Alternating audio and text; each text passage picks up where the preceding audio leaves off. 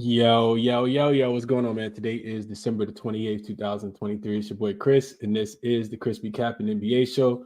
I'm live on Twitter. I'm also live on YouTube as always. Y'all know the vibes, man. Like always, we got the same two platforms. We trying to find some cash for the day. It's a lot of games on the slate. It's a lot of ways to get paid today. A lot of lines already moved because of a lot of injuries, but we're gonna get into it. Figure out how we can still make money in the NBA today. So first, well, real quick, recap. Always like to do a recap. Yesterday, I gave out one play. I was on one play officially yesterday, and that was the Orlando Magic. And excuse me, I had a lot of leans, but that was the Orlando Magic and the who was Orlando playing yesterday? They were playing against the Philadelphia 76ers. It was on the game to go over. Loved it. The line moved with us in our favor, and it ended up not being a winner. Philly came out, played some of their best defense of the season, and Orlando looked like they just couldn't score the ball. They also played some pretty good defense, but they couldn't score the ball in that game. And the full game didn't go over. Didn't quite get there, but I did give out the third quarter over on the timeline. And for people who like got the notifications on, and that was a pretty easy winner, over 55.5. So we got a little bit of it back, but we finished in the red, just a small, like we lost less than a quarter of a unit yesterday because I didn't really, I like the slate, but like I always say, man, it's hard to give out plays like I cap all these games the night before, but it's hard for me to give out plays when when the injury news moves so quickly. So it's things that I like and things that I'll take, but I know I can't give it out because the lines have moved so much, and it's kind of frustrating. But it's that time of the year, so appreciate everybody for tuning in as always. Hopefully we can, like I said, we can find some cash today. Hit the like button for me when you guys join. Subscribe to the channel if you guys would like, and turn the notification bell on. We got a lot of games to get into, so let's just jump right into them, man. So first game up, we are going to Boston, the Celtics, laying 17 points. Let me get my eye screen up. It's a lot to prep for a show, man. I tell you guys that. I know a lot of people don't like create content, but it's a lot that goes into like making sure everything is kind of set up, especially when you got OCD like myself. But all right, I want to make sure all my stuff pulled up. All right, I got it up. So all right, so we got Detroit, the Pistons in Boston tonight. Of course, they just lost their 27th game in a row to break that streak of most losses in NBA history consecutively. So for this game, Isaiah Stewart's going to be out. I talked about last game though against the Nets. I talked about taking them plus the 6.5. They lost that game by 6 to Brooklyn. You see for people who watched the game, they came out, they did everything that they possibly could except not being able to make shots and turning the ball over because that's what young, inexperienced teams do, and that's what happened. But getting Jalen Duren back, I think, is big for this team. I talked about, Jalen Duren being back and how much it helps them on the rebounding front. For Boston, this is so on the injury news, what I had written in my notes was Tatum and Jaylen Brown both ruled questionable. For people who haven't had a chance to catch up with the injury news, Jason Tatum is ruled in, Jaylen Brown is ruled out in this one. So I think that kind of helps the offense. It's not the greatest spot. Detroit, they're 1-14 on the road, 6-9 against the spread, 27-game losing streak. Like I said, Boston 14-0 at the crib. I think they might be the only undefeated team left. They're 10-4 at the crib as well. So they have been covering numbers. 17 is a big number. They're 7-3 last 10 against the spread. First game of a back-to-back, and they're coming home off a 4-game road trip as well, where they covered 3 of them. The only game that they lost was the first one against the Golden State Warriors, that overtime game. And it's the first leg of a back-to-back. They got Toronto on deck tomorrow. So I'm not sure how much Boston, really going to care about winning this game by 17. Of course, I think that they win. But I'll tell you guys this on the Detroit side. I talked about this last week as well.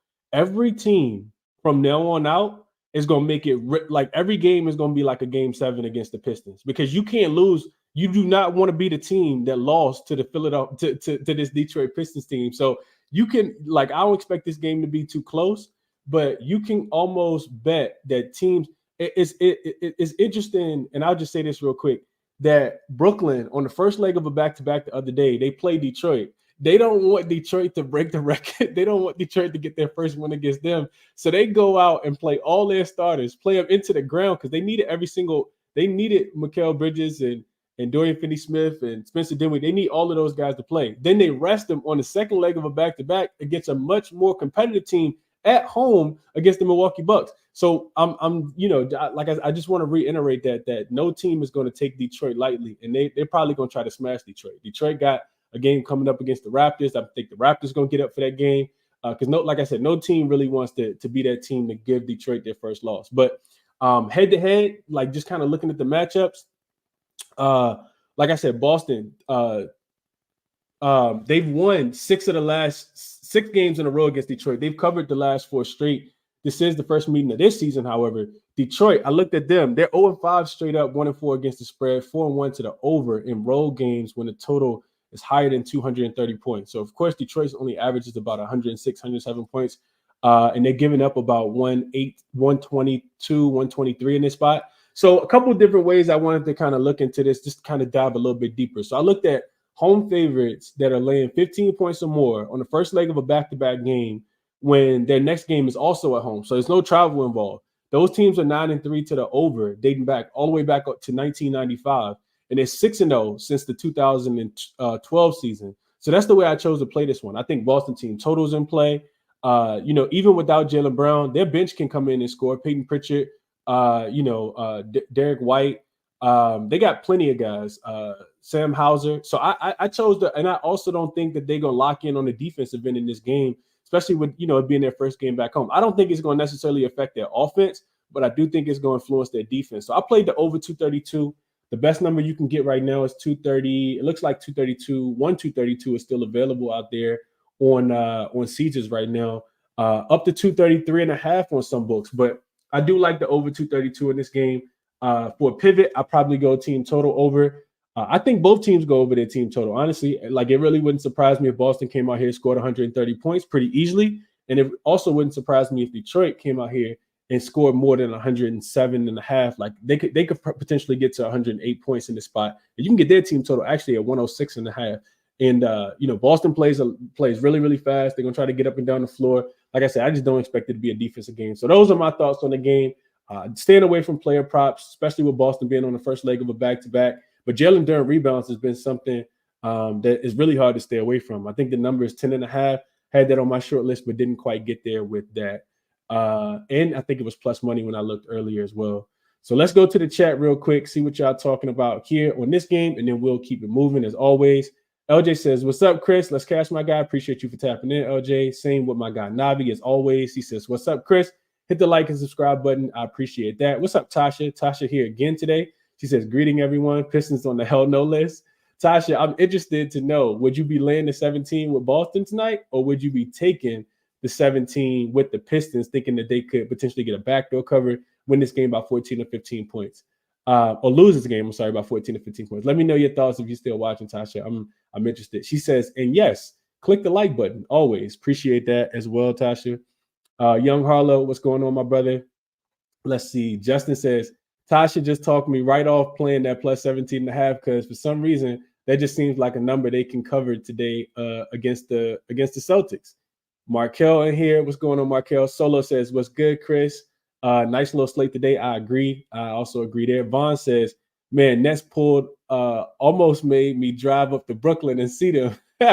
Yeah, it was kind of crazy, man. Justin says that team total was brutal. Was on that with you, and when I turned the game on and saw the flow, I knew we were doomed. Yeah, I just didn't think it would be that bad, man. He's talking about the Orlando game last night. David says, happy Thursday, brother. I'm thinking Drummond. Understand. Let me know what you think.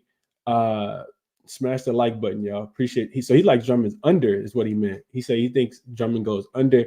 We'll talk about it in a second. I tweeted about it earlier.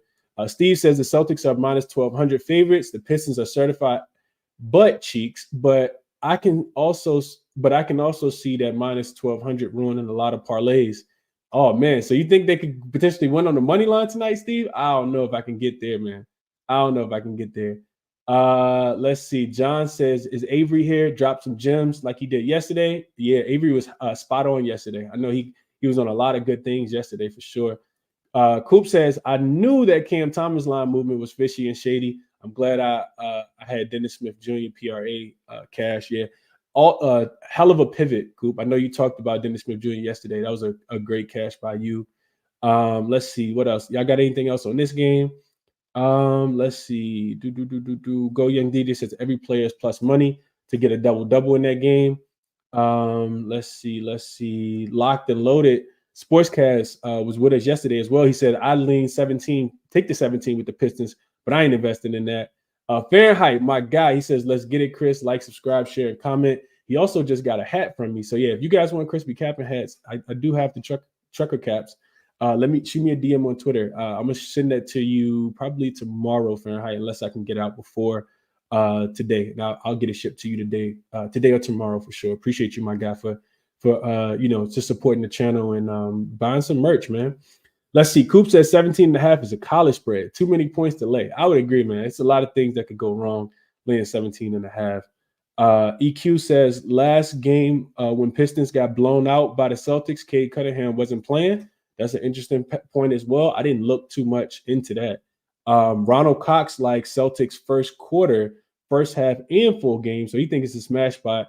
Tasha says if I had to choose it would be Boston first quarter or Boston -7 and -17. No way in hell I'm taking the pissy Pistons plus 17. Tasha does not like the Pistons, man. And that's for a good reason. I think they've only covered 2 of their last 10 games, so I could see that. Luis says, let's have a good day, fellas. Stay blessed. Appreciate you as well for tapping in, Luis. So yeah, just running back through it real quick. I played the over in the game, 232. I think it's a game where the Celtics are not going to be extremely locked in on the defensive end. First game back home off the 4-game West Coast road trip and first leg of a back-to-back with the Toronto Raptors tomorrow. Pistons team total is really, really low. 106.5 you could get. It's juiced at -120. But and Unibet actually got it at -117. But I do think it's a spot where both teams go over their team total. So I chose to play that one over. Stayed away from props. Let's keep going. Next game up, we got Mavs, we got Timberwolves. I kind of referenced this one yesterday. So this line is up to 13 in favor of the Timberwolves now. The total is down to 229.5. It's interesting because I saw the total up to 229 earlier, and then I see it immediately get steam back down. I wanted to get there, but I couldn't quite do it because there's a lot of conflicting things. So just for people who don't know, Karl-Anthony Towns did not. He did go through shoot around earlier. I think he's probably going to play. He's still listed as questionable officially. Dallas got Luka ruled out. Really interesting game yesterday for people who stayed up to watch that Dallas game. I watched that whole entire game because I was trying to figure out when the line was going to drop for this game. I initially saw -7 on Bet365. By the time I was able to click on it in favor of the Timberwolves, of course. By the time I was able to click on it, the line had locked up and moved, and it never opened again. I was like literally stalking the lines because I was going to give out Timberwolves minus the whatever it was. I thought it was going to open up about -7, -8. I actually dreamed that Timberwolves opened up -1, and I was trying to hammer it in my dream. But yeah, and I woke up and of course the line was out, but it had moved a lot already. So this line opened at like I said, it opened at 7. The book's going to say that it opened at 9.5, but it really wasn't 9.5. Opened at 7, then it went to 9.5, then it went to 10, then it went to 12. Now you see this line all the way up to it's 12.5 now. And Luka, of course, is officially ruled out. So the Mavs without Luka, we actually just cashed on this spot the other day, and I think it's something that can be looked at again. So all of the numbers, I got the numbers. They're 10-6 straight up on the road, 10-6 against the spread. The Mavs have been playing really good basketball on the road. This is their 4th game in 7 nights. It's also a second leg of a back-to-back. And you got a really good Timberwolves team, right? Timberwolves 12-1 at the crib, 9-4 against the spread. They're off a 23-point loss to the Oklahoma City Thunder, which is why yesterday when I talked about this game, I talked about really liking Minnesota to bounce back in really good fashion in this spot. The Timberwolves do have the Lakers on deck, but that game is not until Saturday, and it's the first game back home for them after a little small 2-game road trip. So head-to-head, revenge spot for Dallas don't really matter. They lost the first game on the 14th. So about 2 weeks ago, actually to the date, they lost that game 119 to 101. As 2-point dogs, they were in that game. The game went under the 231. I think this game goes under as well. When I think about Minnesota, I'm still not thinking about a great offensive team. I'm thinking about Dallas. Their defense has actually been a little bit better. Even against Cleveland yesterday, they played really good defense. That game had a really weird ending because Dallas just literally couldn't make a shot. And it almost looked like Luka wasn't even going to need to be brought back into the game because Dallas was winning by double digits. And then you see, Cleveland go on a couple runs and Dallas literally just couldn't make a shot late. Like it was pretty weird the way the game ended last night. But I know some guys that was on Cleveland, and I was happy for them because I didn't have a play in this game at all. Cleveland, they came out and did what they were supposed to do. So when I'm looking at Minnesota, right? Minnesota, and I know the line is pretty big right now, but I still think it's Minnesota or nothing in this spot. They're 9-1 straight up, 7-3 against the spread when they're the more rested team this season, 7-3 to the under in that spot as well, including 5 straight unders, and 8 of their 10 opponents have actually gone under their team total when Minnesota is the more rested team.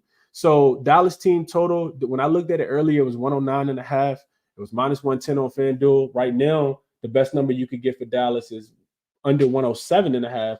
I don't like Minnesota isn't giving up 100. They're not average. They're not giving up 107.5 points at the crib this season. So I think it's like still in play. The problem with that is with Luka being ruled out is how motivated is this team now.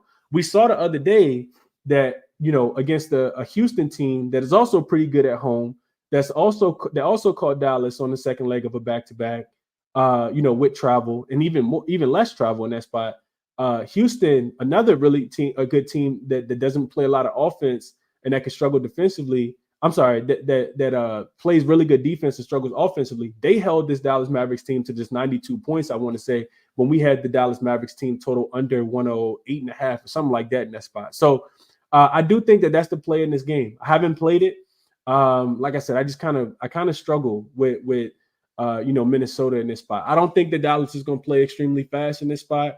It should be a spot where they kind of run out of gas, especially being their 4th game in 7 nights. I also think it's the 5th game in 8 nights as well.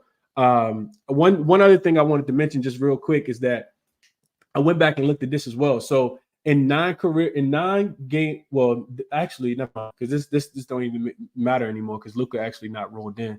But I was looking at Dallas team total on the second leg of back-to-back games when they're unrested as a dog with Luka in. They're only averaging 101 points in that spot. Now you take Luka out, and it's probably going to get a whole lot worse. But I specifically went in and looked at Luka specifically.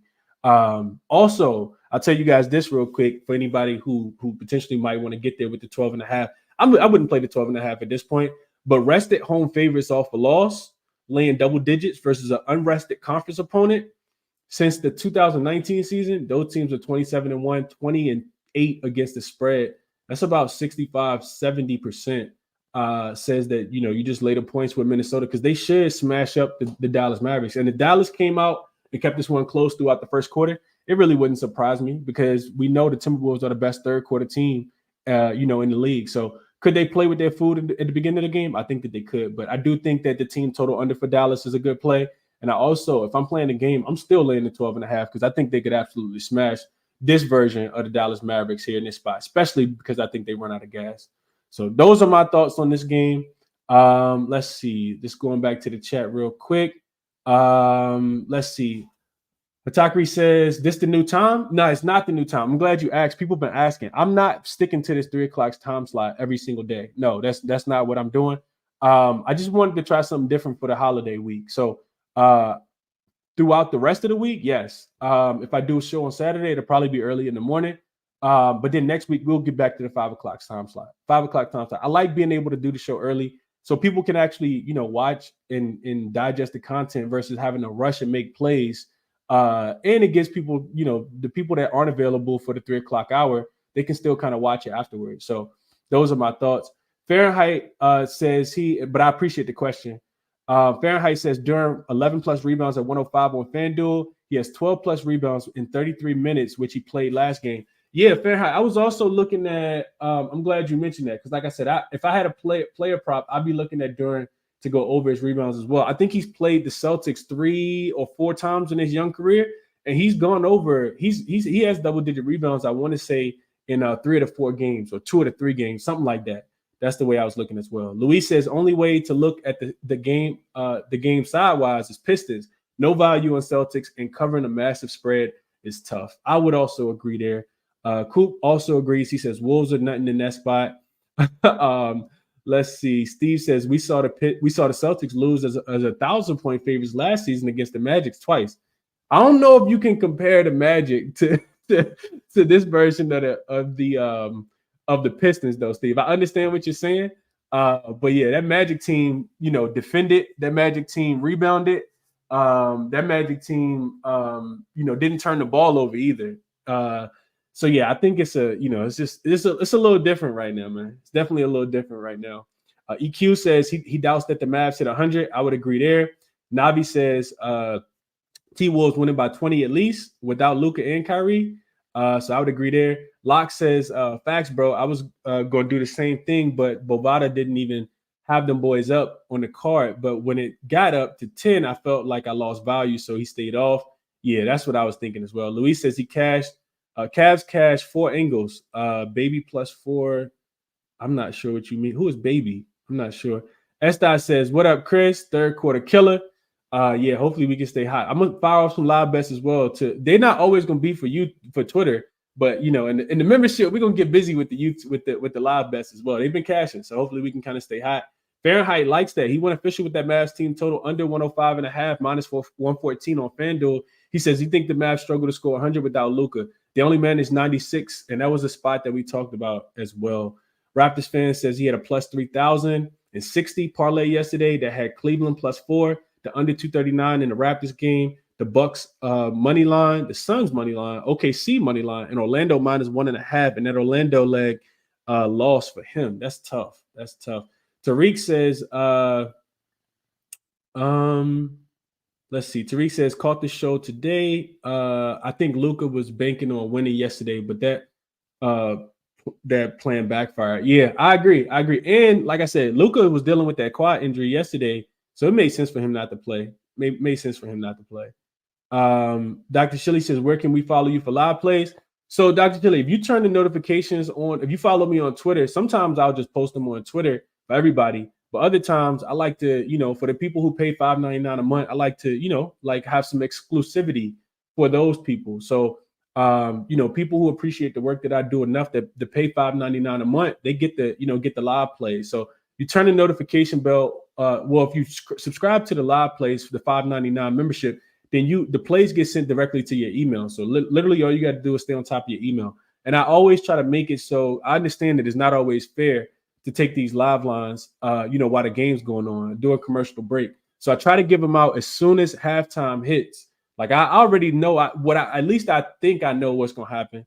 So if I see a live line that I absolutely love, or I'm like, oh, okay, this is going to revert back to the mean a little bit in the third quarter, I try to always give out live plays at halftime. I think the members will vouch for me on that all my plays I give out live, they're typically at halftime, just so people have more time to put them in.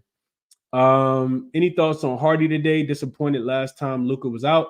So, Vaughn, this is an interesting question, too. I thought about this as well, and I'll move on to the next game after this. I actually thought about so a lot of the times, right, this is something to kind of take into consideration with your own handicapping.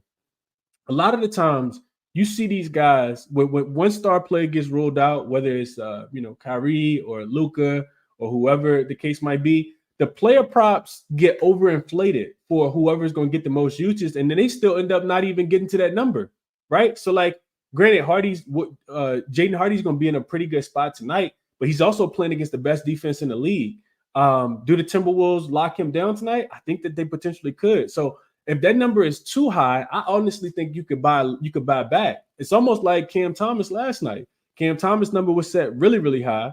And then, of course, he scores like 6 points on 4 for 8 shooting, or 8 points, or whatever it is that he had. And I think that happens, right? We see star player go out. We automatically want to take on and like, oh, I know who's going to get the value. Sometimes taking their players under is actually the better look. So I don't really have thoughts on Hardy. I would like it a little bit more if it was a pace-up game, like maybe against the Pacers and Luka got rolled out on the road. But it's not something that I necessarily would be putting my money on, Vaughn. Don't let me talk you off, though. JJ says, what do you think about Drew Holiday, 8 rebounds, 8 assists? I could see that happening, JJ. I could definitely see that happening, J-Juice. I didn't really cap the game. I'm not sure if he's going to be motivated to play that well against the Pistons. I want to say Porzingis is rolled in as well, so that could cut down a little bit on his rebounds. So, yeah. David says, I just renewed for my 7th month and 4 straight months yesterday. Chris, the best thing since sliced bread. I appreciate that, David. Definitely appreciate that, man. And as you say that, we got Alvin R, who just became a member. I appreciate that as well, Alvin. We're gonna get back hot, man. We've been kind of fluctuating, a little bit here, a little bit there. We lose, we win, we lose. But the streak is coming. I'm about to get hot. I'm about to get hot, man. Best believe that. We're still up 26, 27 units. I haven't put the update up, but we're up 26, 27 units on the show for sure as well. Let's keep going. I'll get back to the comments. I definitely appreciate everybody for tuning in, hitting the like button for me. Alvin, appreciate you for joining as a member today as well. A lot of support, a lot of love for the show, man, and I appreciate that for sure. Heart full of gratitude for everybody that's always here listening to the show, to kind of listen to me cap the games. All right, so let's go Jazz, let's go Pelicans. I actually got some conflicting thoughts on this game, man. So first and foremost, I'll say this. Nobody really on the injury report. We got the Jazz getting 8.5 points on the road as a road dog. Utah, they're 5-13 on the road. This is not a team you typically want to back on the road. However, they're 7-11 against the spread now, and I know that doesn't sound good, but they actually were 4-11 before they just pulled off 3 straight covers on the road. Now, you can go back and look at the Jazz, if you go back and break down those games, I like to see not just what their record is, but who they've been actually playing against. They have been playing against the Cupcakes on the road. I will tell you that. The Jazz actually caught, let's see real quick. The Jazz actually caught they played against the Spurs. I told you guys, just close your nose, cover your eyes and play them minus the 3 in that spot because everybody's smashing the Spurs right now. They beat Toronto. Toronto was on the second leg of a back-to-back, and they beat Detroit. So, lost to the Cleveland Cavaliers. So 3 straight wins, 3 straight covers, but you could argue that none of those wins are, super significant. Not significant, but super meaningful. On the opposite side, this is, and one of the reasons why I don't like the Jazz in this spot is typically it's a spot where teams typically run out of gas. It's the last game of a 5-game road trip before they actually host Miami on Saturday. When I'm looking at the Pelicans side, this team, man, I'm not sure what to do with the Pelicans, man. Zion don't seem like he's really locked in right now. He out getting non-centered tattoos on his chest, and I'm not sure if he meant to do it that way or not, but I saw that. Like, it's a lot going on with this Pelicans team, man. They're 9-7 straight up, but they are 10-6 against the spread at home. 2 straight losses, 2 straight non-covers against the Memphis Grizzlies the other day, which we were correct. We barely got there if you guys watched the game, but we took Pelicans in the first half, off the loss and in a revenge spot against Memphis, and they were able to cash for us there. I think it was minus 2.5. And then, of course, they lost to Houston as well. The problem with fading the Pelicans in this spot is they although they have failed to cover 3 of their last 4 games, they are still at home. So I don't necessarily want to, go against them in this spot. They don't play again till they play the Lakers on the 31st. So they got 3 more days of rest after this game as well. This is their 3rd straight home game, and they are coming off the overtime game, of course, to the Memphis Grizzlies also. So this is another spot where, to me, it kind of feels like, first and foremost, I'll say this. I can't back the Pelicans full game, right? Like, I can't lay 8.5 with a team that, like, if you guys have been listening to, all you got to do is listen.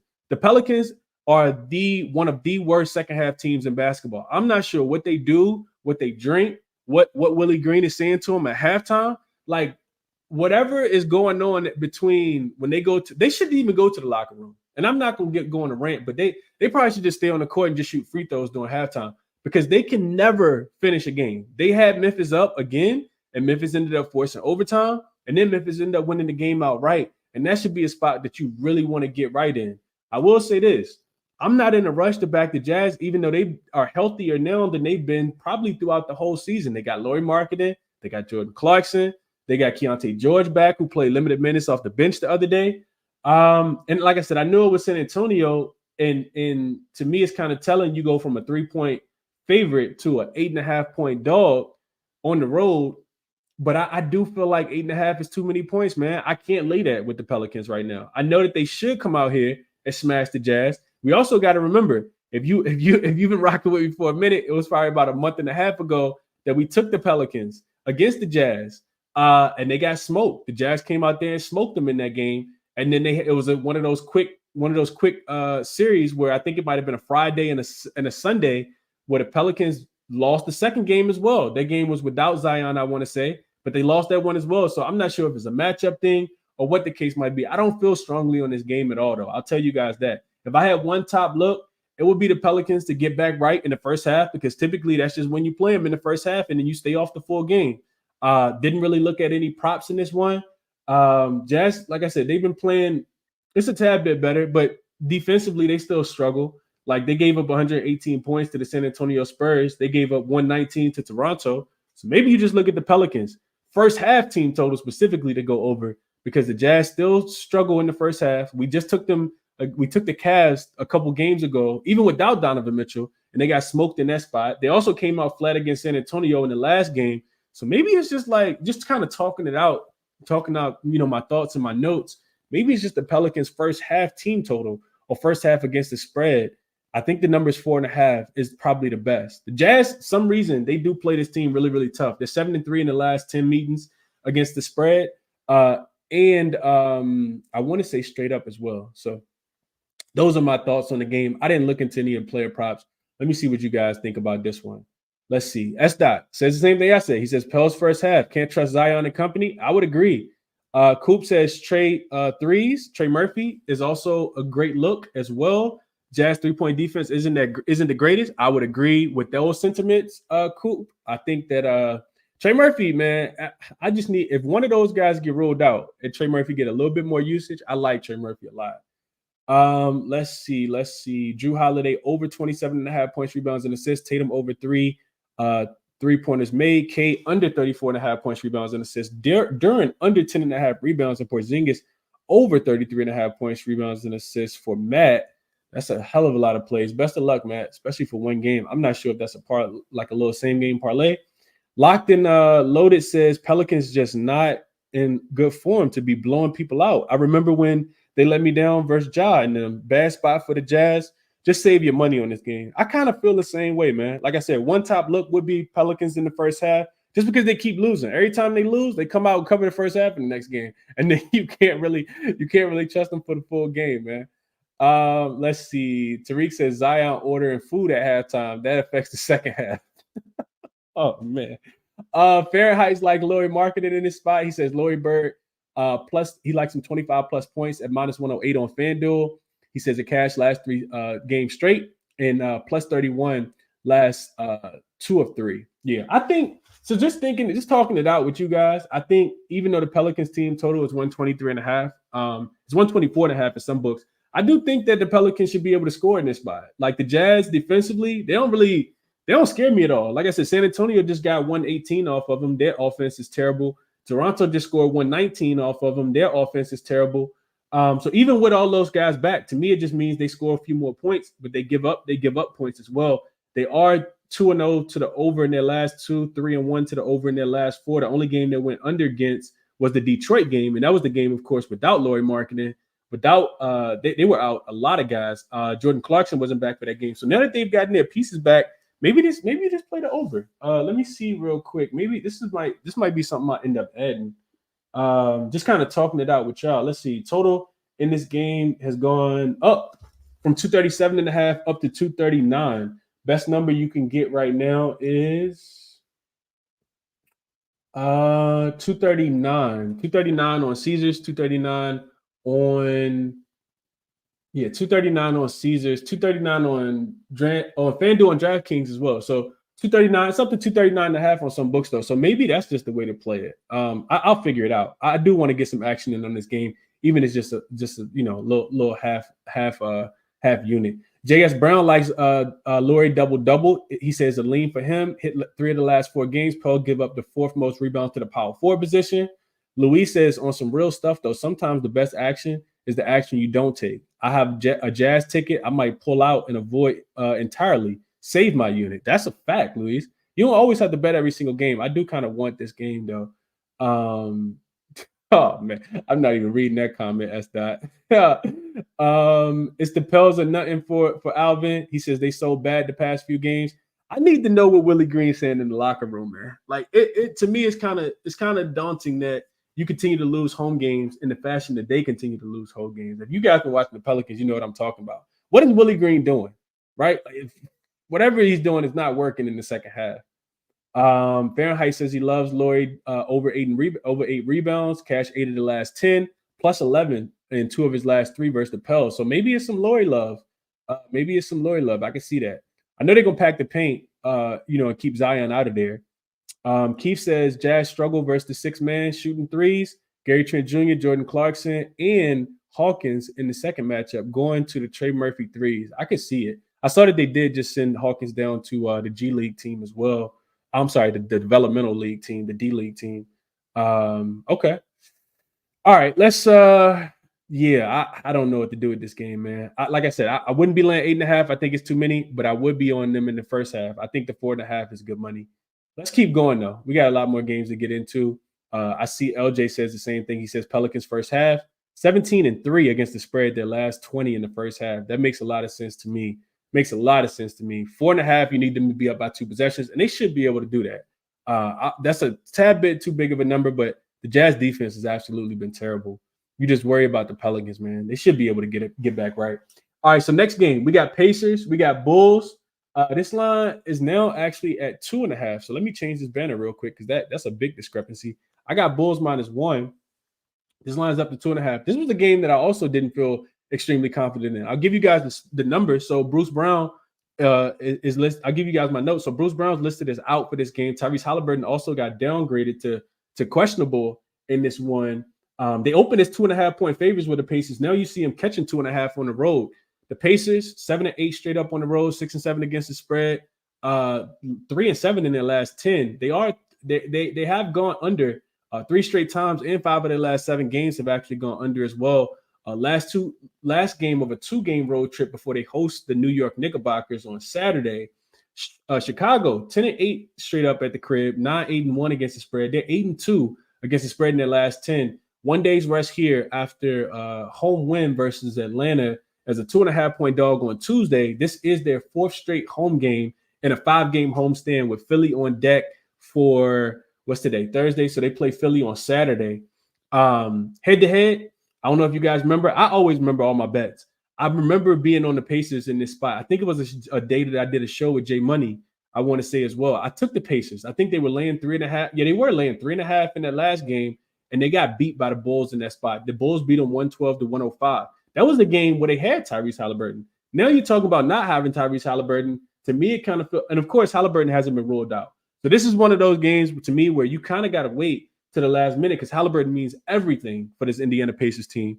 You kind of got to wait, in my estimation, to see what's going on with Halliburton. If Halliburton's ruled out, I think you'd probably jump on Chicago money line ASAP, -2.5. So they should probably be, let's see what you can get right now for Chicago money line. I'm not sure if I want to lay the points, but Chicago has been kind of hooping. They've been balling right now. You can get them on the money line -127 on Bet Rivers. They've been playing really good defense. We see them play against really good offenses. They've been able to kind of slow those teams down. And I think this is a spot where, honestly, Chicago can kind of keep it going. It's not something that I'm super interested in betting if Tyrese Halliburton is ruled in. Let's see. The Bulls just beat Atlanta. Atlanta, to me, is very symbolic of the Indiana Pacers, a team that wants to get up and down the floor, doesn't play a lot of defense, just want to score a lot of points. They beat Atlanta 118-113.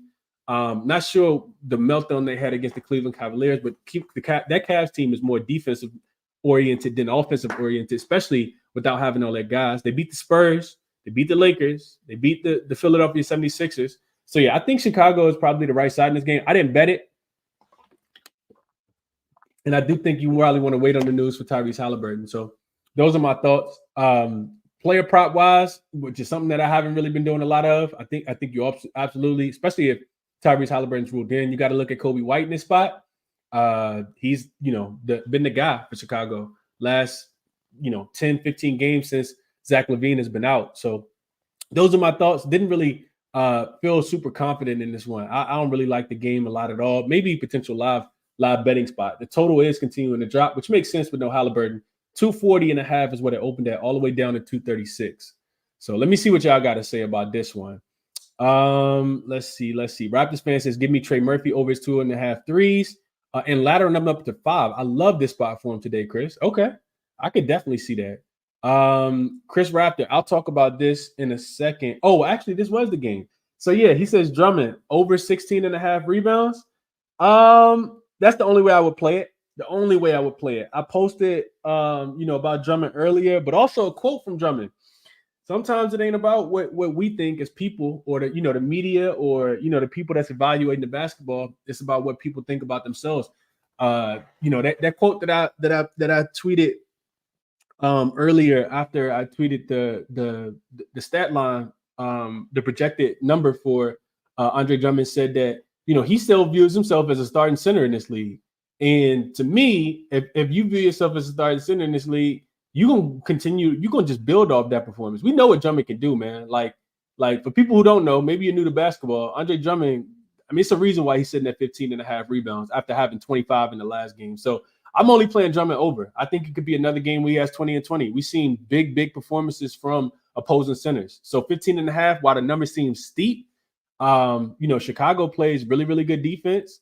Indiana gonna want to shoot a lot of threes. If they're missing them, Drummond, he's almost like a magnet for rebounds. So I would only play Drummond over the 15.5 rebounds in this spot. He should get big run. Could potentially run out of gas. I can understand that. He's gonna have to run up and down the floor, but he seems pretty conditioned. And I think he's also auditioning for, potentially being bought out in Chicago. Maybe he doesn't stay on that team. If he views himself as a starter, to me, he's probably wanting to get out and go to a championship contending team where he can get a bigger role, maybe a potential even starting position. So those are my thoughts. Let's see. What else y'all got on this game? Let's see. Vaughn says, seemed like ages ago when the Pels were the number 1 seed last season, for the first 25 games of the year and was killing people on the glass. Yeah, I would agree, Vaughn. I definitely remember making some money against, with the Pelicans team last season. Chris Raptor says Holly is most likely out. We'll see how it goes. David says, listen to me, Kobe White. I think this is a Kobe ladder to score 25, 30, and 35. And I know Navi's been cashing on his threes as well. So he's back on Navi. Navi's back on Kobe White threes in this spot. Chicago definitely have to keep up with pace. We know Indiana's going to come out there and run up and down the floor. Coop says Drummond is getting another 20 rebound game or getting played off the floor, one or the other. He says, I'm hoping Jalen Smith starts again and gets 25-minute plus. I love him. He said, I would love to take his points plus rebounds. Estat says take the over in this game. He likes the over 232. Is that this game? No, it can't be this game because this game is not 232. It's 236. So I'm not sure which game Estat's talking about here. Malik says just waiting on the Holly news. Then I'll take the over on Bulls over 2, and Drummond should be feeling great today. I would agree there. Fahrenheit also likes the over on the rebounds for Drummond at 16. Luis says Drummond to Phoenix. Man, if Drummond went to Phoenix, it'd be a problem. Nurkic is not bad. Don't trust me. But if they could add the both of them, oh, man, that'd be crazy. That'd be absolutely crazy. How you feel about Drummond 15 points? Call me Aries says, how you feel about Drummond 15 points? I would need to look a little bit more into it, but what I would tell you this, we know where they give up points. The Indiana Pacers, for people who are new to the show, the Pacers give up the most points in the paint in the league. So if I'm looking at opposing big men, Drummond going to probably get a few offensive rebounds. I'm only looking at his points to go over. I don't know what his points prop is set at, but I would only be looking at the over. Aunt Royale, I think is how you pronounce it, says Turner. He likes Miles Turner over his threes, thinking Drummond might struggle to get outside and protect the paint. I would agree there. Yeah. And also, I'm just thinking about this. We typically like to target the opposing centers rebounds under against the Pacers, thinking that Miles Turner is going to pull them out. We've cashed on that a couple times this season, but the Pacers also can give it up to centers on the rebound. So I'm not sure what to do with Drummond rebounds, but I know if I'm playing it, I'm only looking towards the over. All right, let's keep going. We got a couple more games to get through, and we actually moving pretty slow. 3 more games to get through. Grizzlies and the Nuggets is the next one. So this line is 7.5 in favor of the hometown Memphis Grizzlies. The hometown Denver Nuggets. So real quick, this game's unplayable, honestly. Without the injury news for Ja Morant, not a great spot for Memphis Grizzlies, I will say that. But they keep defying the odds. This team is 4-0 straight up since Ja Morant's return. They've been dogs in a few of those games as well. They're 8-8 on the road. They've been playing much better basketball, even before Ja Morant came back, on the road than they were at home. 9-7 against the spread on the road. Off a overtime win against the Pelicans. This is the third game of a 4-game road trip. The four of their last 5 games have actually been on the road, and it's the first leg of a back-to-back. They actually play the Clippers tomorrow in a nationally televised game. So not the greatest spot. But I know they're going to run out of gas eventually. I actually thought the Pelicans was going to cover the spread in the last game. Glad I stayed off of that. But this does feel like the spot where Memphis could potentially run out of gas. Denver, This is the reason why I didn't take it. Denver is actually only, while they are 12-2 at the crib straight up, they're only 7-7. So if you've been watching Denver, sometimes their second unit can really struggle. The commentators for Denver, I like them a lot. They do a really good job, I think, of announcing the game pretty evenly. Like they don't like praise Jokic too much. So I actually like listen to they talk about the non-Jokic minutes. For people who watch this team, you know what I'm talking about. This is where Denver really, really struggles when they don't have Jokic on the floor for extended period of time, because they're still kind of trying to figure out the second unit. Now you take Aaron Gordon out, who Aaron Gordon means a lot, especially defensively, because he rebounds the ball. He is a pretty good center. So now you're gonna have to start either Najee, or you're gonna have to start Peyton Watson. And both of those guys are, more defensive talented players than offense. So that makes me lean towards the under in this game. I think Denver is going to also, both of these teams on the first leg of back-to-back. So I talked about Denver. They only cover 7 of the 14 spreads against the 14 numbers at home. First leg of a back-to-back for them as well. They play OKC tomorrow. OKC will be coming to them tomorrow. And we remember SGA just hit the game winner a couple days ago, it was like less than 2 weeks ago, before they started that long homestand. So they could potentially have that game circled tomorrow. They are the more rested home favorite in this game, facing the team off of overtime and on the first leg of a back-to-back. So all of those things kind of make me think Denver, but I can't. I think the numbers are a tad bit too big. If Ja Morant's ruled in, I do think it's a spot where you could potentially get, Memphis is laying too many points. With the number moving, though, I'll tell you guys this: it opened at 6, it's all the way up to 8.5. To me, that's telling me Ja Morant's not going to play. I don't see Ja Morant officially listed out. Y'all let me know if y'all see that. But if Ja Morant's not going to play, I think this Memphis team goes back to being the old Memphis team where they was getting smashed left and right.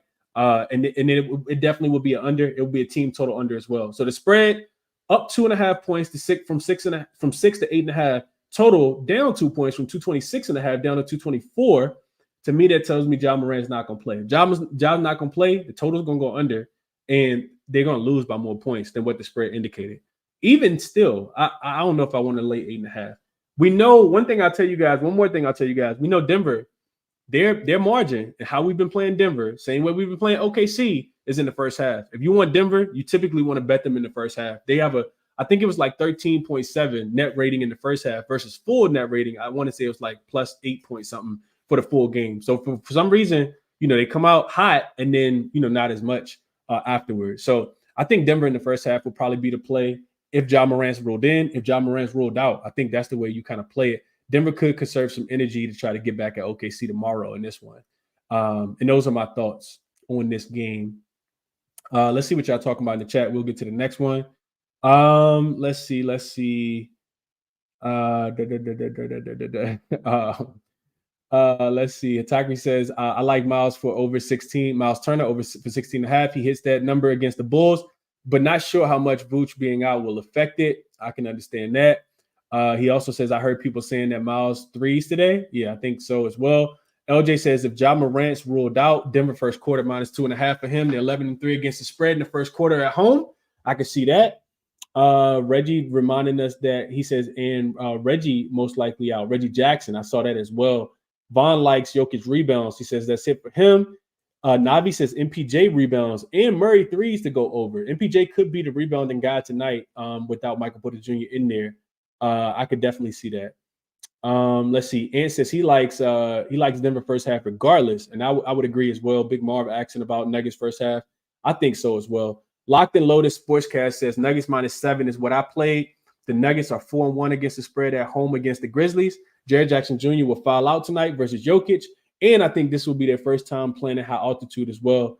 Yeah, I was interested to see, and this is something I'll just pull this up real quick and show you guys as well. I was interested in seeing like maybe last like 2 years. So let's do this and let's look at. I'll show you guys this real quick. Let me just share my screen, and then I'm trying to get through the show real quick, but this was something that came to my head. I wasn't at my computer. I think I was working out earlier when I thought about this. So I'm interested to see.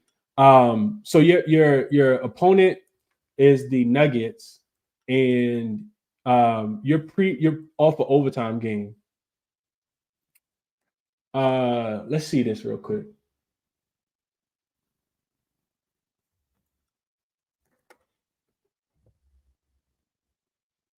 So let's see. So if you're playing the Nuggets off an overtime game, you are 2-9 straight. This is since the 2021 season. You're 2-9 straight up, 4-7 against the spread, losing by 5 points.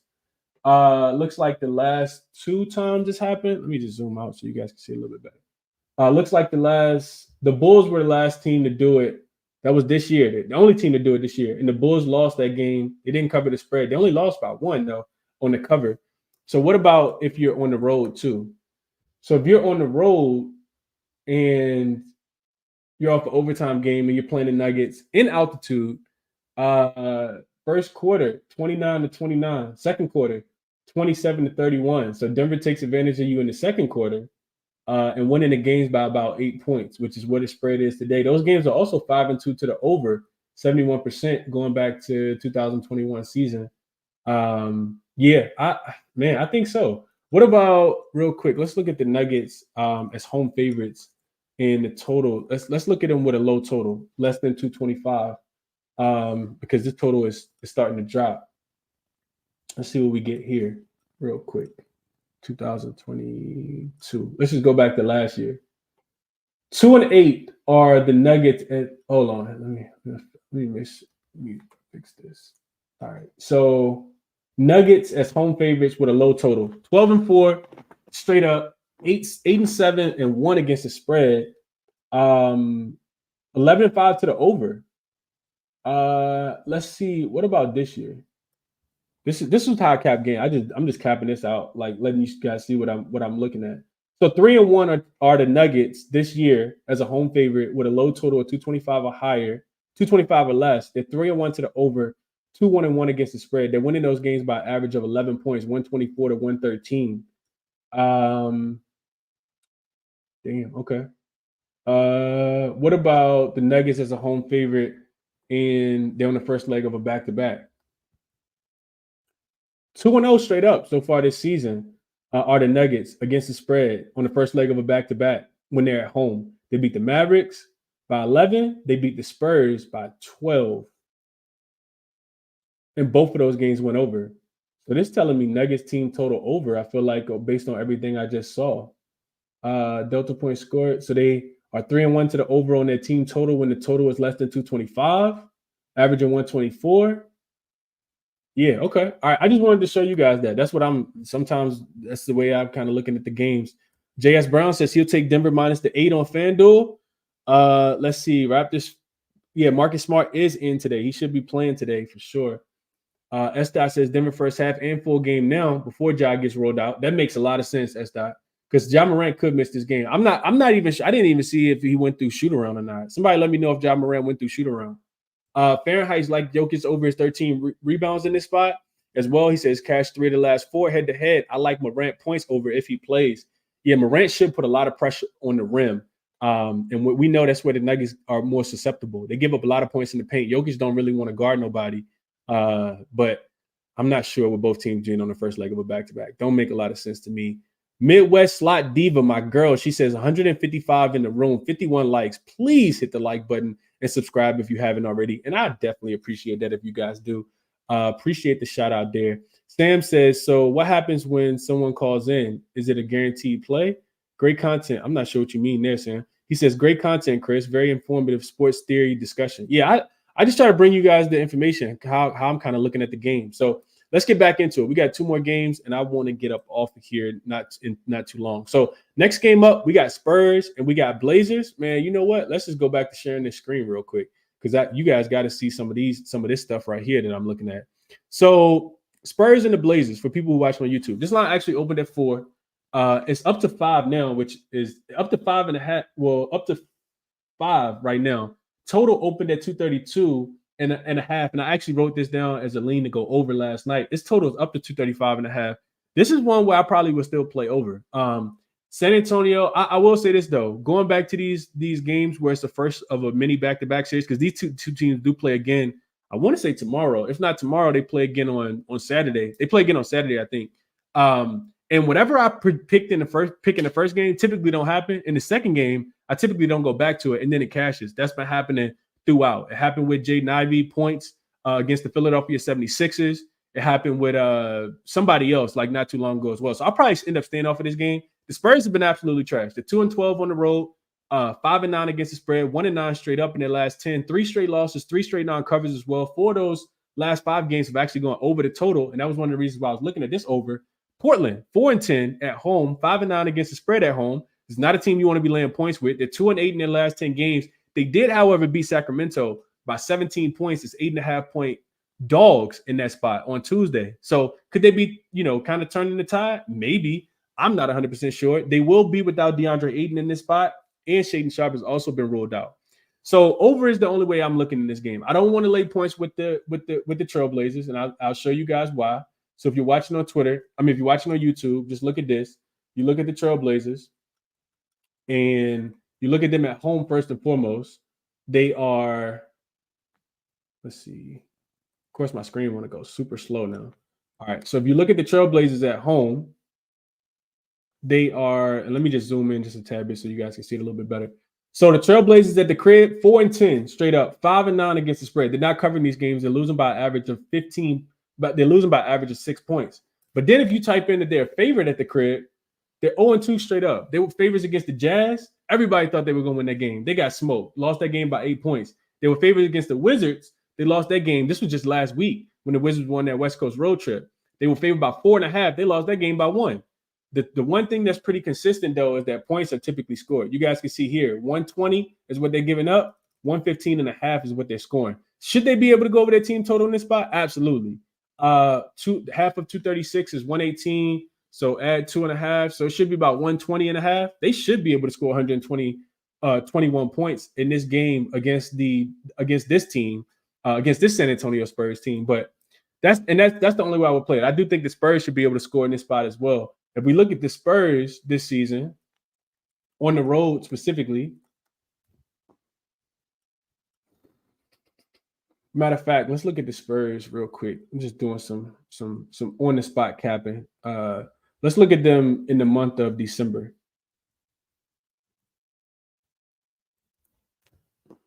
So the Spurs in December, they played 11 games. They're 1-10, 4-7 against the spread, 7-4 to the over. So they've been going over. They haven't, as you guys can see here, they haven't covered a game since they covered against the Bucks. They were getting 16.5 points in that spot. They got smoked by the Pelicans. They beat the Lakers off the in-season tournament game without LeBron James in that one. Or no, LeBron played. Anthony Davis didn't play.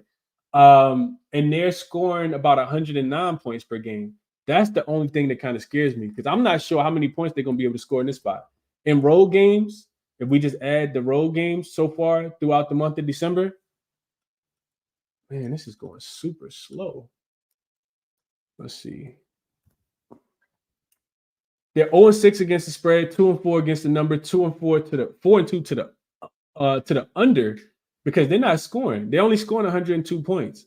San Antonio continues to be like a really good team at the in the first quarter, first half. As you guys can see the numbers here, that fourth quarter or second half in general, they just run out of gas. You can see right here, third quarter and fourth quarter, they're combining to score 46 points in the second half. 46 points. And this is across 6 games as on the road in the month of December. And these games against the Pelicans, the Timberwolves, the Rockets, the Bucks, the Bulls, and the Mavs. So maybe you just take the live number at halftime, especially if they come out and score in the first half. Because you can see here they're averaging 55 points in the first half. They're also giving up, 59 points in the first half.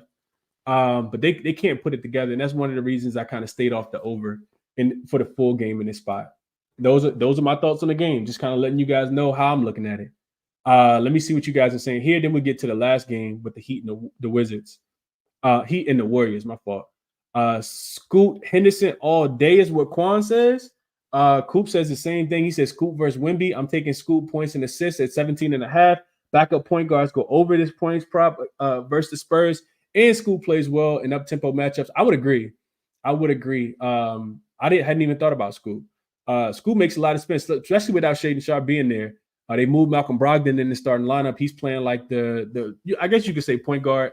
And then you got Anthony Simons playing the shooting guard. They're both shooting a ton of threes. Couldn't talk anybody off of their threes. I watched that game against Sacramento the other day. They were letting them fly.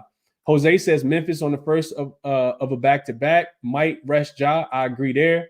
He also says 157 people, only 60 likes. Hit the like, man. Appreciate you, Jose. Jabari likes Anthony Simons in this spot. He's taking his over 27.5 points. John says, speaking of Nurk, 14 minutes for a starting center despite foul trouble is crazy. Colin says, yeah, we haven't gotten to that game yet. Real quick, Grind for Greater says Drummond is 29. He's still young. A lot of teams could use him. I've been saying this. I would agree. Absolutely agree. He kind of just getting buried behind that bench. Not to say that he's not playing, minutes, but they're not like impactful minutes. Like he could be starting for a lot of teams. I would agree there. There's a lot of teams that got weak centers in this league. Let's get to the last game real quick. So we got Heat and we got Warriors. This game actually opened with the Warriors. Wish I would have got on the early line. Actually opened with the Warriors. I think I saw -1.5. It says that they opened as 2-point favorites. Now you see them all the way up to 5.5-point favorites. And a lot of that is because of the injury information that came out. So the outside of the Miami Heat having to travel all the way across country. This is their first Western Conference road game of the season, like on the opposite side of the world. They will be without Josh Richardson, Jimmy Butler, Kyle Lowry, and Caleb Barton in this spot. So extremely short-handed. This is typically a time where you don't really want to bet against the Miami Heat, though, because this is what they do. They kind of keep these games close. 5.5 is a big number, especially being that Golden State is not the greatest home team. They are 9-6 at home straight up, but they also just 5-9-1 against the spread. This is the first game of a 3-game homestand for them. They are rested in this spot. They haven't played since they lost on Christmas Day against the Denver Nuggets in Denver, and they host Dallas on Saturday. Miami, 9-6 straight up on the road and against the spread. This is the first game of a 4-game road trip for them. This is a difficult game based on what the number is right now. I don't think necessarily that Miami is going to blow this Miami team out, that Golden State is going to blow Miami out of the water. I think they can keep it within the 5, but I do think that Golden State wins the game. They've been playing a lot better basketball. You look at Podziemski being in there in their starting lineup, also Kuminga, Kevon Looney, Steph, Chris Paul coming off the bench, and that leads me to this. I wanted to real quick. Ben had actually DM'd me earlier. We were chopping it up in the DMs. He actually got a couple plays he wanted to share with you guys.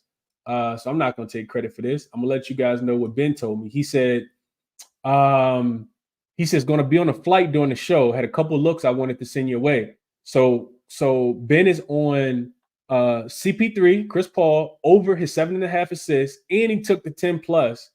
And he showed me something that he got from props.cash, the home games without Draymond.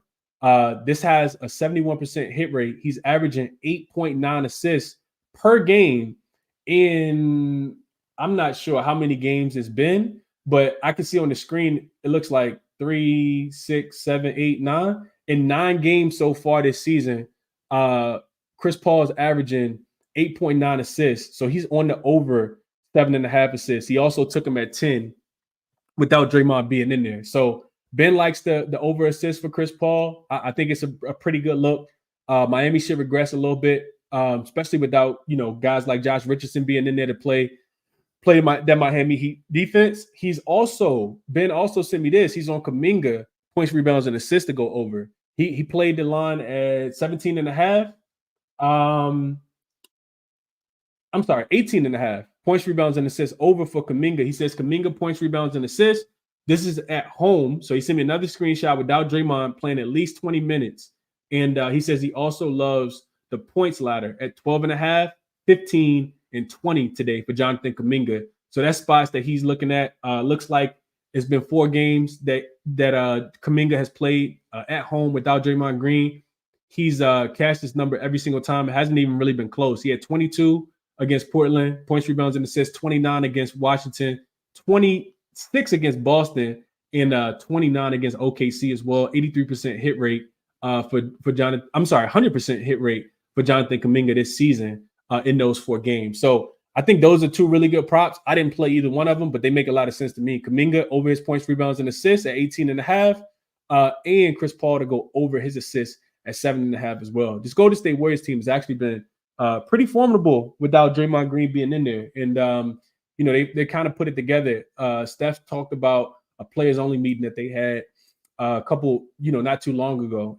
I think it was after the Phoenix game. So it really wouldn't surprise me if they were able to win this game. I don't necessarily want to take them minus the 6 in this spot. I do think that they, they should win the game. And Miami first game on the West Coast, they could run out of gas late. The 5.5 could be good money. I don't like fading Spoelstra teams when everybody else going to be on Golden State. And it does kind of feel like all the money in this one is on Golden State. I don't know. The margin really scares me. That's what it does for me, if I'm being honest with you guys.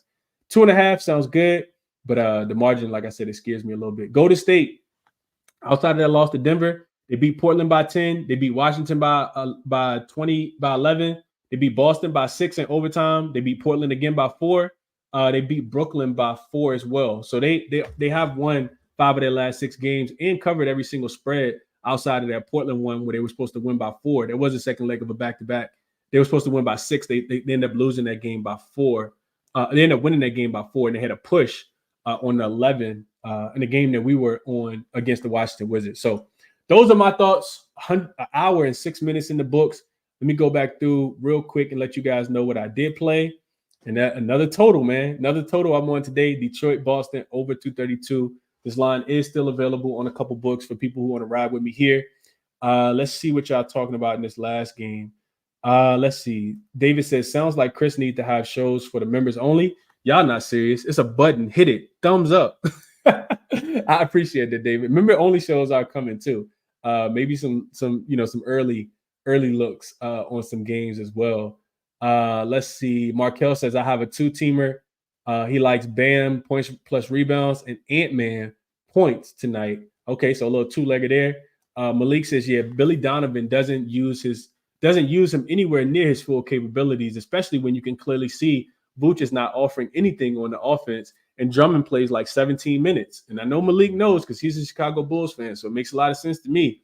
Scotty says Scoot has had his best game of the season versus Sacramento, and this is his first matchup versus Wemby. I'm looking at his I'm looking at his overs, 12.5 points and 4.5 assists. Could not talk you off of that. Bissy says that his best bet for today is Brandon Poshesky over his 20.5 PRA. He says he's going over this 3 games, and he's getting more usage than Kuminga and Wiggins. Also an excellent matchup for guard rebounds. Sounds like a good write-up to me, Bissy. Best of luck tonight, man. Quan says Miami giving up assists to lead guard. CP3 definitely worth a look. He's been abusing that points in plus rebounds with Trace Jackson Davis being out there. I would agree with that as well. Trace Jackson been hooping. S-Dot, I knew it was coming. He says Heat again, first half and full game and sprinkling on the money line. 5.5 is way too many, is way too high. Heat are still driven to win. Difference from other teams. Hero over his points. Bam easily over his points, and Love over his points is what he's liking in this spot. And I want to say that I did have something that I wanted to share with you guys. I missed the game. I didn't even talk about the Lakers game. I'll get to that game in a second. Coop says Bam stocks versus the Warriors. He likes that. Chris says Jaime Jaquez Jr. over his 16.5 points. His minutes are mid to upper 30, and the Heat are shorthanded. That makes a lot of sense. Locked and Loaded says he took the Warriors -3 last night. I think they bounced back after the Christmas Day game. They played Denver pretty well. That was actually what I wanted to share. It was I think I had it pulled up on the screen. Let me see if I can find it on one of these screens. I got a lot of screens I'm looking at right now. I might have actually taken it off the screen when I pulled it up. Yeah, I think I did. So real quick, let me see if I can get back to it. I found something that I wanted to share on the night on this Warriors game, and it was a fade spot of the Heat in this game. That was let me see if I can find it real quick. It was home favorites. I know it's something like home favorites off a loss versus teams on a win. Let's see.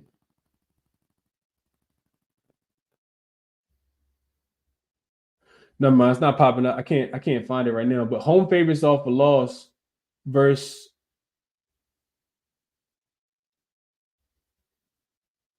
let me see. Hold on, man. I feel like I want to find it now. Let's see. So home favorites off a loss in a non-conference game that has 2 days or more rest, facing an opponent that has 2 days or more rest.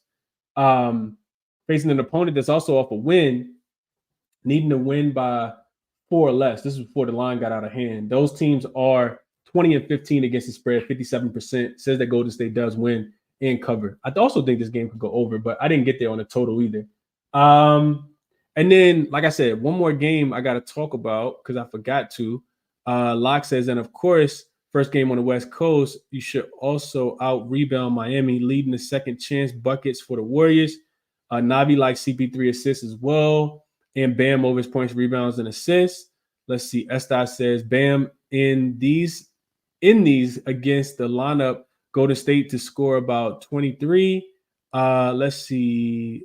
Colin likes Hami Jaquez over 16.5 points. He says the Warriors give it up to guards. He's missing a lot of players. That makes a lot of sense.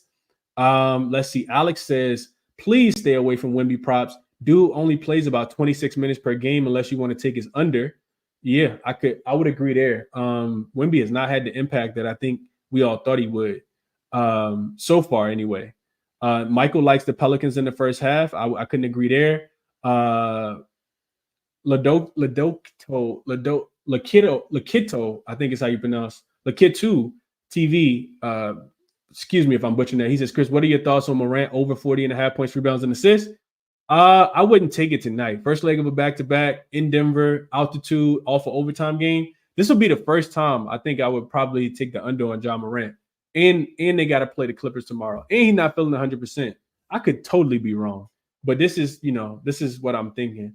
Ja could also have, I think if we remember correctly, I think this was the last game that Ja played before, the whole fiasco started happening last season. I remember him playing Denver. They got smoked by Denver in Denver. And then that was when the first gun incident happened with him being at the club. I think he was in Denver in the club. So, yeah, I mean, I'm not sure what that's going to do, but yeah, I'm not sure what that's going to do for Ja. But yeah, I wouldn't be playing this over tonight. I'll just leave it at that. I could be totally wrong, could be totally off, but yeah, I don't think I'll be playing this over. All right, so one more game. I actually didn't even make a banner for this game, but I'll make one real quick and we'll talk about it because I do got some thoughts. So we got Hornets versus my Los Angeles Lakers. They are getting 12.5 points here. The Lakers are 12.5 point favorites. It looks like it's the consensus. And the total is 226.5, which has actually come down from the 220.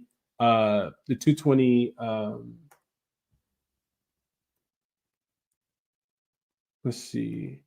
It's come down from 228, which is what it opened at. So real quick in this game, let's see. So we got injury-wise, the Hornets are decimated, right? They still don't have LaMelo Ball. Gordon Hayward is also listed as out. They're also going to be without Mark Williams, and Brandon Miller is also listed as questionable. He didn't play in that last game against the Clippers the other day.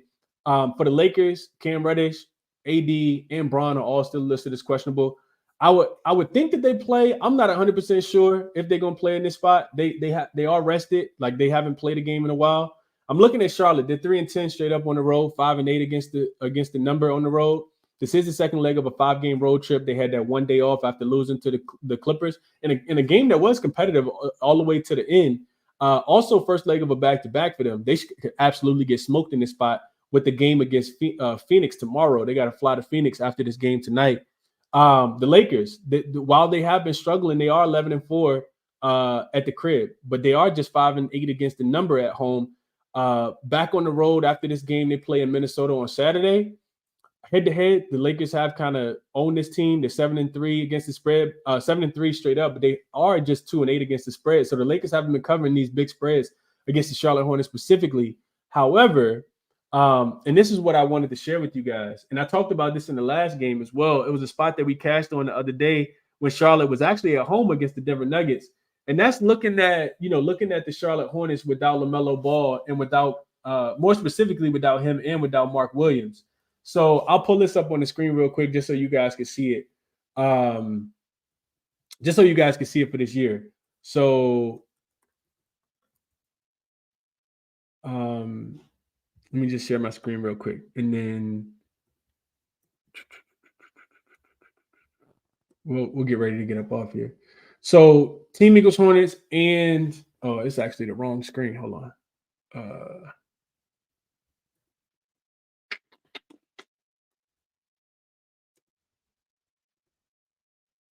All right.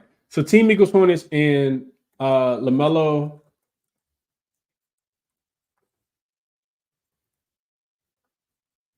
LaMelo Ball minutes equals 0, and Mark Williams minutes equals 0. They need him for rebounding. You look at this real quick. If we can get it to load.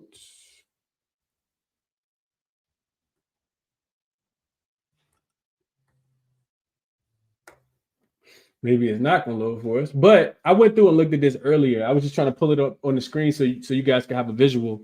The Hornets are really, really bad in this spot. I want to say when it actually populates on the screen, they're going to be 7-2 to the under. And this is a spot where, if you've been, here we go. They're 0-9 straight up, 4-5 against the number. They're not scoring a lot of points, but they're also not giving up too many points in this spot as well. You guys can see the total for those games without LaMelo and without Mark Williams are only averaging about 220 points. And you see this total actually start to come down. So I think full game total could come down. The Lakers have been, a much better defensive team recently. It's really just been their offense outside of the game, against the Boston Celtics, which nobody can really stop the Celtics from scoring right now. The Lakers have been a much better defensive team. So I kind of look at, if I'm playing this game, I'm only looking towards Charlotte team total to go under. You guys can see here, 1, 2, 3, 4, 5, 6, 7. 7 straight games they've gone under their team total without LaMelo, without Mark Williams, and 8 of the 9 games that you guys can see on the screen they've gone under. Like I said, 7-2 to the under, so that's 78%, and those totals are about 227.5. They're only averaging 102 points. You guys can see that right here. The Charlotte Hornets team total for today is, I want to say 107.5 is what I saw. Let me just check and get the number for you guys right now. This is the only way I can play the game, though. I don't think Charlotte's going to magically start scoring points tonight. 106.5. The Lakers should be able to hold this team under 106 points. I'm not really willing to get there on the spread because Charlotte has been playing, a little bit more defense. I do think that, them being on the first leg of a back-to-back game, though, they probably want to conserve some energy for the Phoenix Suns tomorrow, and they just had a day off in LA. Who knows what they did? So I'll be looking at Charlotte to go under their team total in this spot. Not a spot that I played anything in. With the Lakers having a rest day, I'd also be looking at Anthony Davis to go over on his rebounds. I think that's something that's been cashing. Over on his blocks, that's also something that's been cashing pretty consistently as well. So those are my thoughts on the game. Should be a bunch of misses. You see this team total at 106.5. I think that's correlated with Anthony Davis to go over his rebounds in this spot.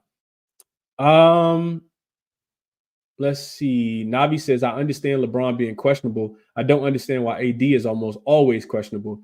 Yeah, that's because every time he always getting like a paper cut or something. Navi, like AD kills me with how consistent he's on the injury report. I'm right there with you. LJ says, LJ Laverte, I think is how you pronounce that, says Terry Rozier ladder. It's up to 30 and threes up to 3. Scary Terry will ball tonight. So he likes Scary Terry a lot. Fred says, Chris, what's up? Trying to catch up what I missed. A Golden State money line, anyone? Yeah, I think the money line is in good play tonight, Fred. I probably for that game, I typically stay away from money line parlays, but I think Warriors on the money line. You can pair it with something to bring the juice down. I think that's probably the play. Golden State. I think there's a bunch of other teams that are definitely going to win tonight that you could potentially pair with. I wouldn't pair with Portland, even though Portland should win tonight. That's one I stay away from. But, and definitely not with Boston because you're probably not going to get no reduced juice on that. The Pelicans should win tonight. So maybe there. Denver should definitely win tonight. I think Denver Golden State money line parlay might be good.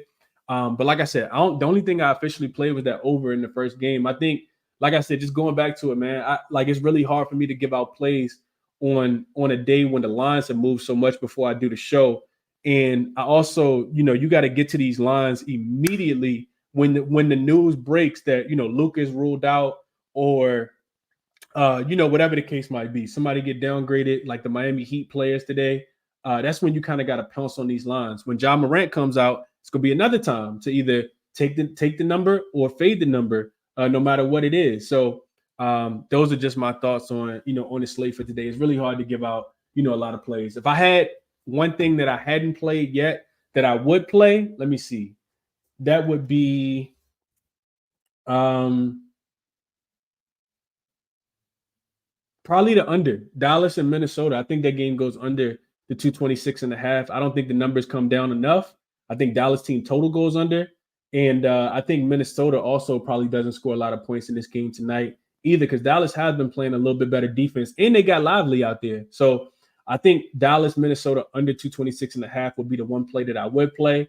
Utah and New Orleans. I would play New Orleans in the first half minus the 4.5.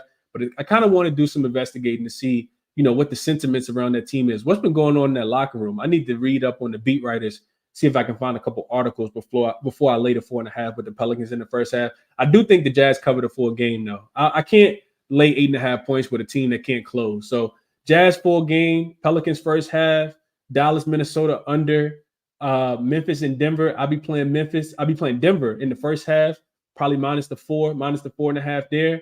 And San Antonio, Portland. Man, I'll be playing the over. That's the only way I could be able to look in that game. But like I said, San Antonio really can't score, so that's scary too. And Portland plays really, really fast, so that kind of leads me towards the over there. Minnesota and Golden State. I also think that game could go over, but the numbers moved a little too much for me from 224.5 up to 229. The Lakers and the Hornets. I only be able to look towards the under in that game, thinking that the Lakers don't score as many points because Charlotte has been playing a little bit better on the defensive end. And also, I think Charlotte goes under their team total, even though the number is 106.5. I think they could go under. So those are my thoughts. Let's see. Midwest La Diva says last 3 games without Aaron Gordon, Michael Porter Jr. had 10 plus rebounds. I'm going Michael Porter Jr. over 26.5 points, rebounds, and assists. Okay, I could definitely see that cashing tonight for sure. And Daniel says, did anyone mention McCollum 6 assists at plus 110? I do not think so. I know I didn't, Daniel. I don't think anybody mentioned that in the chat either. Let's go to Godspeed in the YouTube chat. I'm sorry, in the Twitter chat and see what he's liking for today. And we'll get up off here. I don't see too many other requests. Godspeed, what's going on, my brother? Talk to me. How you doing? Yo, what's good, Chris? I'm doing good. How you feeling? I'm good, man. I'm good. What's going on? Man, just chilling. Got a few looks. I missed the show yesterday. But the day before, I know I said the power forward versus, I forgot who the Hawks played. But Sadiq Bey and Jalen Johnson both cashed their rebounds problem. Okay. So, and Giddy just didn't rebound that day against the Timberwolves. So, mediocre day. But on to today, the guy that's on the plane, I can't think of his name. Damn. The guy where? They gave up the Chris Paul. Ben. Yeah, Ben. I love Chris Paul assist today. I got it at 7.5 and minus 125 on FanDuel. Like you said, he's covered in 9 out of 9 home games without Draymond, averaging 10.4 assists. He's had 10 plus assists in 7 straight home games. He's covered in 3 out of 3 games when he's real rested. Chris Paul is up there in age, so he's performed well after he was able to get some rest, and he allowed 5th most assists to the point guard position. I love Chris Paul today and his assists. I want to be in on the ladder as well. If you want to sprinkle on his 10. So then I like Trey Murphy. Another one of your members, I heard him talking about Trey Murphy. Love Trey Murphy today. He's covered the 2.5 3-point line in 3 straight games. And in that span, he's averaging 4 3-pointers made. He's covered it in 2 out of 3 versus Utah last season with 4 3-pointers made in both of those games. The Jazz allowed the 4th most 3-pointers to the shooting guard position. When you look at shooting guards that's had recent success this year versus Utah, we've seen Devin Vassell hit 5 threes. We've seen Gary Trent Jr. hit 4. We've seen Sam Merrill hit 8. Cam Thomas hit 5. Malik Monk hit 4. DiVincenzo hit 4. And the list goes on, but between those 6 guys, we saw those guys get up an average of 10.4 3-point attempts. So if Trey Murphy gets anywhere near that volume, we gonna catch. And I love Michael Porter Jr. Threes at the crib. So he's covered in 3 straight games. He's over in 2 out of 2 home games without Aaron Gordon. He's averaging 3.1 3-pointers made with Aaron Gordon on it with an average of 7.6 attempts. But without Aaron Gordon, that takes up to 5.5 3-pointers made with an average of 10.5 attempts without Aaron Gordon. And the Grizzlies, they give up they give up the most threes to small forwards, and the third most to power forwards. I think he's going to get some time at that power forward position as well. I'm a fan of his rebounds too. That was initially one of my first looks, but I know you talk about his rebounds. I just figure like he gonna have a volume from three versus trying to take a rebound and prop. And you know, you got Jokic down there. His rebound line is still too soft, in my opinion. It's 7.5.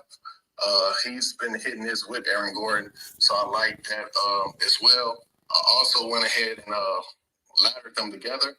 So I took the 4-4. It was a plus 785 on FanDuel. I threw a half unit on that, and then I took the 5-5 for Trey Murphy and Michael Porter, and I threw a quarter on that. So I'm rocking with the junior, and I'm rocking with the third, man. Michael Junior, Trey Murphy the third. Okay, okay. Hey, I appreciate those guys. Best of luck tonight, man. It's a lot of good props on the board, man. I just been kind of laying off the props because whatever, like I always say, whatever makes the most sense, this seems to not cash for me, man. So I've been kind of chilling on the props. I saw that as well, Rappers fan. I'm glad you mentioned that. But I posted it in the top of the YouTube comment. I'm sorry, in the Twitter as well. Anthony Simons did just get downgraded to questionable with an illness for anybody betting that Portland game. And this is one of the reasons why, man, like I said at the beginning, ever since we started seeing the sniffles in the NBA where, you know, it's an injury here and sometimes people play through it. Like, I'm not saying, you know, I'm not trying to discredit the NBA players. I think that they want to play, you know, but sometimes, you know, like these, just like the real world, like, you know, viruses and pneumonia and flu and everything going through the NBA as well. You see some players play through it. We saw that yesterday with Jalen Williams for the Oklahoma City Thunder. But then you also see it take its toll. And even Donovan Mitchell, who went through shoot around yesterday, ended up getting ruled out because he's trying to get his conditioning back. He hasn't played basketball, I want to say, in the last 12 days. So, yeah, it's just something to kind of take into consideration, man. It's one of the reasons why it's really difficult to, even though I'm capping these games, and I can promise you guys, right hand in the sky, promise you guys I'm capping these games the night before. And I'm looking at things and I'm wanting to play it, but I got to feel real, real strong. And everything kind of got to go your way when you're looking at these plays. So just something that I wanted to share, man. It's difficult to play these games before. Even the Halliburton news, if you was on the Pacers earlier, him getting downgraded to questionable is not, you know, like great. You don't want to see that. So I couldn't talk anybody off waiting to the last, you know, possible minute. The only reason I played the Detroit and Boston game over is because we did get the injury news. We did get that information. So will I add some plays? Probably so. Do I have anything else I play right now? Nah, I don't. Just over the 232.5 for me in this spot. As we get more information and some clarity, I probably will add 2 or 3 plays. They'll be posted over on YouTube, the YouTube membership section. $5.99 a month to get you all my plays when I do make them. But this is the only thing that I played and sent out to my members today. I just kind of went through and told you guys what else I'm looking at, but I didn't play any of it yet. And those are my thoughts on today's slate, man. Best of luck to you guys. We'll be back tomorrow. It's another big slate. So we'll lock back in tomorrow. Best of luck tonight. Hope everybody, you know, get some cash. I'm out.